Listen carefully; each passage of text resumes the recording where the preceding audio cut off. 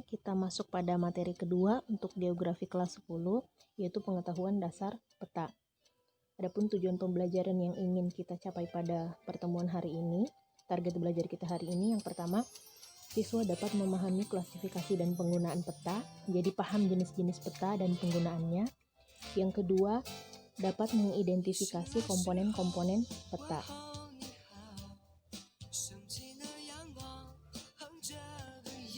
Peta adalah gambaran permukaan bumi pada sebuah bidang datar yang diperkecil dengan menggunakan skala dan dilengkapi dengan simbol-simbol. Jadi permukaan bumi yang luas ini digambarkan dalam suatu bidang datar yang keadaannya diperkecil. Artinya bukan lagi ukuran sebenarnya. Kemudian dilengkapi dengan simbol-simbol sehingga memudahkan pengguna peta untuk membaca dan memahami isi dari peta tersebut. Nah, untuk klasifikasi atau pembagian jenis-jenis peta ada banyak, diantaranya akan kita bahas dua. Yang pertama pembagian peta yang secara umum, yang kedua pembagian peta yang menurut skala. Kalau secara umum peta itu ada dua, yaitu peta umum, yang kedua peta khusus. Peta umum menampilkan kenampakan permukaan bumi secara umum, misalnya peta rupa bumi atau peta topografi. Jadi secara umum kenampakan-kenampakan yang ada di muka bumi digambarkan dalam peta rupa bumi.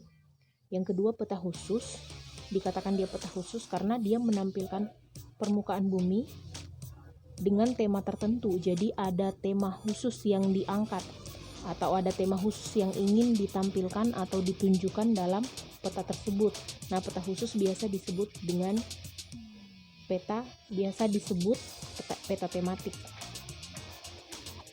Kemudian pembagian peta atau klasifikasi peta menurut skala. Kalau menurut skala, ini besar kecilnya peta ukurannya ada 5 bagian. Yang pertama itu peta kadaster, peta dengan skala 1:100 sampai 1:5000. Kemudian ada peta skala besar antara 1:5000 sampai 1:250.000. Kemudian ada peta skala sedang, skalanya 1:250.000 sampai 1:500.000. Kemudian ada peta skala kecil, yaitu peta yang skalanya 1:500.000 sampai dengan 1:1 juta. Yang terakhir peta geografis, skalanya lebih dari 1:1 juta. Jadi perlu dipahami bahwa nominal skala itu berbanding terbalik dengan ukuran peta. Ketika nominal skalanya seperti peta geografis misalnya, nominalnya itu 1:1 juta. 1 juta kan jumlahnya besar. Nah, ukuran petanya itu berbanding terbalik dengan nominalnya. Ketika nominalnya besar, maka ukurannya itu akan kecil. Jadi, di antara kelima peta ini, peta yang ukurannya paling besar adalah peta kadaster, karena dia nominal skalanya paling kecil. Jadi itu salah satu hal yang penting untuk diingat dalam mempelajari peta, bahwa nominal skala berbanding terbalik dengan ukuran peta. Ketika skalanya kecil, nominal skalanya kecil, maka petanya besar. Ketika nominal skalanya besar, maka petanya kecil. Nah, ini ada contoh peta umum dan peta khusus. Ada Provinsi Sulawesi Tenggara. Nah, itu adalah contoh dari peta umum karena dia menggambarkan kenampakan yang ada di muka bumi secara umum. Tidak ada tema khusus atau karakteristik khusus yang ingin ditampilkan. Kalau di sebelahnya itu ada jenis tanah Provinsi Sulawesi Tenggara. Nah, ini dikatakan sebagai peta tematik atau peta khusus karena ada tema yang dia angkat dalam petanya, yaitu jenis tanah. Kalau peta lain yang tematik misalnya peta curah hujan, peta sumber daya alam, peta sebaran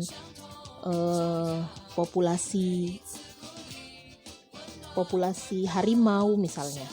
Nah, itu peta tematik. Untuk membedakannya gampang saja, ketika dilihat judulnya ada tema tertentu, maka itu pasti peta tematik. Kalau misalnya dia judulnya cuma nama wilayah saja, maka itu peta umum. Berikutnya komponen peta. Nah, komponen peta ini adalah bagian-bagian yang membangun peta. Jadi peta itu kan ada bagian-bagiannya. Nah, bagian-bagiannya itu apa saja? Ada kurang lebih 10. Secara khusus 10 ini penting untuk lengkap. Jadi misalnya ada suatu peta yang komponennya lengkap, maka itu akan lebih bagus dan lebih mudah dipahami oleh pengguna peta. Akan tetapi ada komponen-komponen esensial yang tidak ada, harus ada di dalam peta, yang ketika dia tidak ada, maka pembaca peta atau pengguna peta akan bingung, tidak bisa mengartikan atau memahami isi dari peta. Nah, komponen peta sendiri ada 10. Yang pertama judul peta. Judul peta ini adalah suatu kalimat yang menggambarkan isi peta. Kalau kayak tadi kan ada peta Sulawesi Tenggara, berarti dia menggambarkan, menampilkan bahwa di dalam peta tersebut menyajikan wilayah Sulawesi Tenggara. Kemudian yang kedua garis tepi. Garis tepi ini untuk membatasi wilayah yang dipetakan sehingga petanya itu dilihat rapi dan indah seperti itu. Karena perihal peta ini adalah seni. Kalau istilahnya itu kita kenal dengan istilah kartografi. Jadi kartografi itu adalah seni pembuatan peta. Yang ketiga skala peta, seperti yang tadi. Jadi kalau skala peta itu adalah perbandingan jarak pada peta dengan jarak sebenarnya. Di peta jaraknya sekian senti, maka di lapangan jarak sebenarnya adalah sekian kilometer, seperti itu. Nah, untuk skala peta sendiri itu dibagi menjadi 3. Ada yang namanya skala numerik, ada yang namanya skala grafis, ada yang namanya skala verbal. Yang keempat, petunjuk arah atau orientasi. Umumnya diwakilkan dengan arah utara. Misalnya mau menggambar semua arah mata angin, boleh, tapi minimal harus ada arah utara supaya pengguna peta paham arah dari peta yang ditampilkan. Yang kelima, lettering. Lettering ini mengenai seni lagi. Jadi lettering itu adalah keterampilan menampilkan tulisan atau angka di dalam peta. Jadi cara penulisan simbol-simbol tertentu biasanya khusus. Contoh paling gampang itu sungai. Biasanya di peta tulisan sungai itu ditulis dengan huruf kecil berwarna biru dan dimiringkan. Kalau misalnya nama negara atau ibu kota negara biasanya ditulis tebal dan huruf kapital.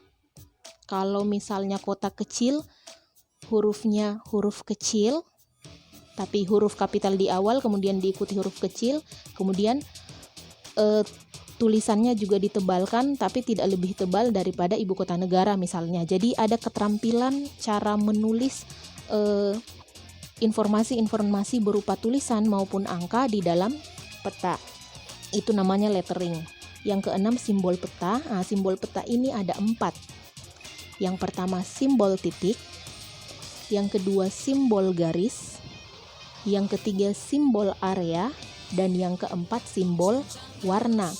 Simbol ini adalah lambang-lambang yang digunakan untuk menunjukkan kenampakan yang ada di permukaan bumi, baik itu kenampakan alam seperti gunung, sungai, laut, ataupun kenampakan buatan seperti jembatan, bandara, pelabuhan, dan lain-lain.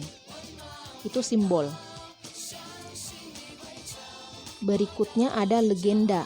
Legenda adalah keterangan yang menampilkan atau menerjemahkan makna dari simbol-simbol tadi. Jadi ada simbol 4 tadi, titik, garis, area, dan apa satunya, warna. Itu dimaknai atau diberikan keterangan. Simbol ini artinya misalnya simbol jangkar artinya pelabuhan.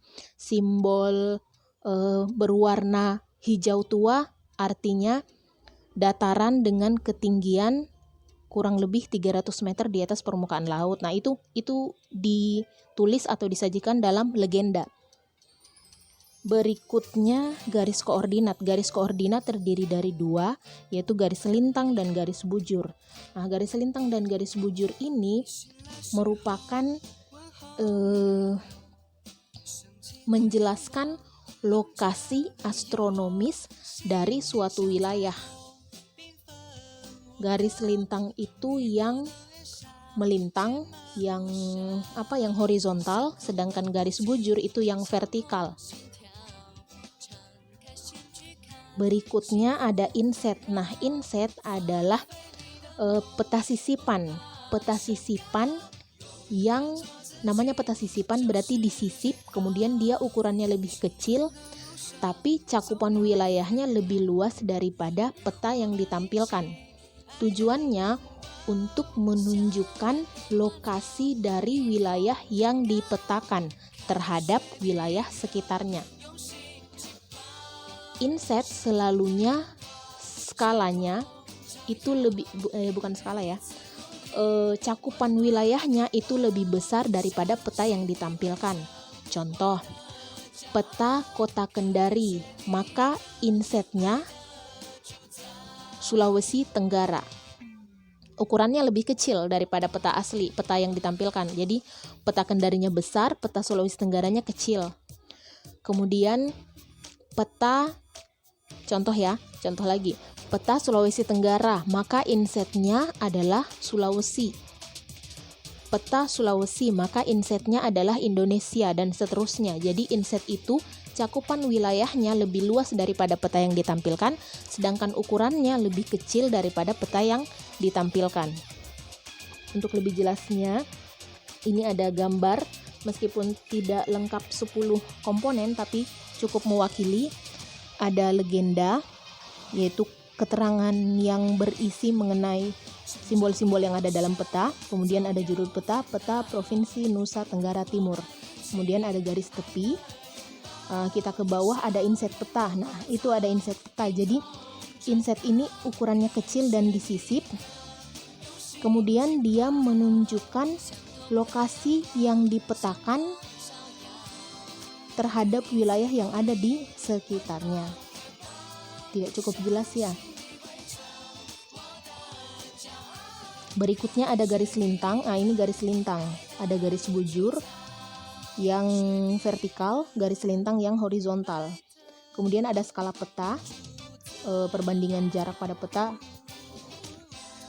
dengan jarak sebenarnya. Kemudian ada arah mata angin atau orientasi.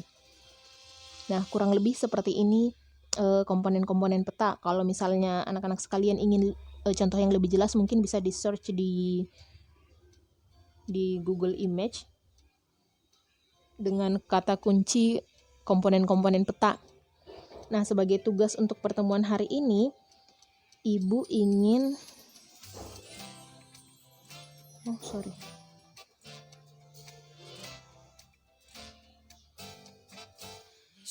Sebagai tugas untuk pertemuan hari ini, Ibu ingin kalian mengidentifikasi simbol dan skala peta. Jadi tadi kan skala peta ada 3, ada skala numerik, skala grafis, dan skala verbal. Apa itu skala numerik, apa itu skala grafis, apa itu skala verbal beserta contohnya. Silakan dicari tahu. Kemudian yang kedua, mengenai simbol. Tadi kan simbol ada 4, ada simbol titik, simbol garis, simbol area, dan simbol warna. Jadi cari tahu juga apa itu simbol titik dan seterusnya. Kemudian apabila ada pertanyaan, ada hal-hal yang kurang difahami, boleh ditanyakan melalui grup di WhatsApp atau boleh juga melalui komentar di Google Classroom. Sekian untuk hari ini, terima kasih.